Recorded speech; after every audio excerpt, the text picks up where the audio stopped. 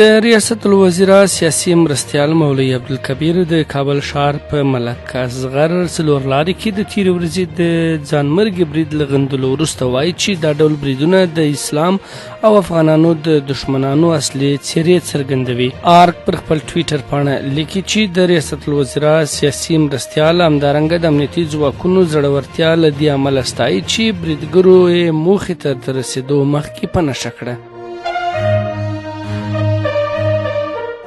د جلال آباد ښار انګورباغ سیمه کې د ښاروالۍ پر ځمکه جوړ سوي کورونه تخلیه کیږي.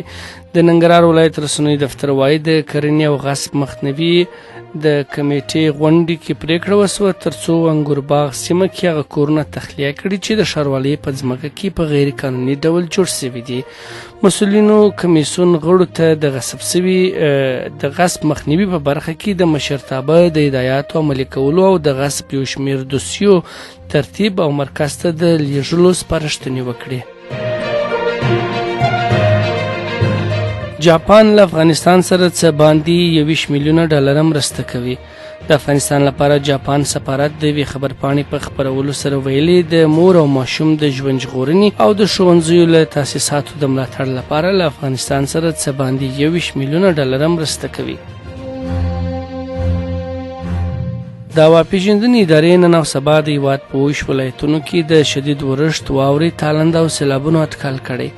دغې ادارې د یوې خبرپاڼې په خپرولو سره ویلي دي نن او سبا د سالنګونو په ګډون په نورستان، تخار، کونړ، لغمان، ننګرهار، کاپیسا، پنجشیر، پروان، بغلان، کابل، لوګر، پکتیا، خوست، پکتیکا، زابل، غزنی، میدان وردګ، بامیان، سرپل، دایکنډي، روزګان، غور، فراه، هلمند او کندهار ولایتونو کې د طوفان، واورې او سیلابونو له شونتیا خبر ورکړل شوی دی. د هوا پیژندنې ادارې د معلوماتو له مخې په بېلابېلو سیمو کې د اورښت کچه له 0 څخه تر 50 ملي مترو او د واورې د 20 او 30 سانتي مترو ترمنځ اټکل شوی دی.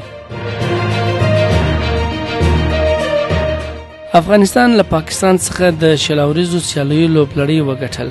د افغانستان کرکټ بورډ د 3 نړیوالو شلوریزو سیالیو لپاره د پاکستان کرکټ ملي لوبډلې کوربتوب وکړ چې پکې افغان اتلانو د بېسارو لوبو پر مټ په لومړیو 2 سیالیو کې سیالي پاکستان لوبډلې ته ماتې ورکړه او دغه لوبلړۍ 2 د یو تاریخي بریا سره خپله کړه.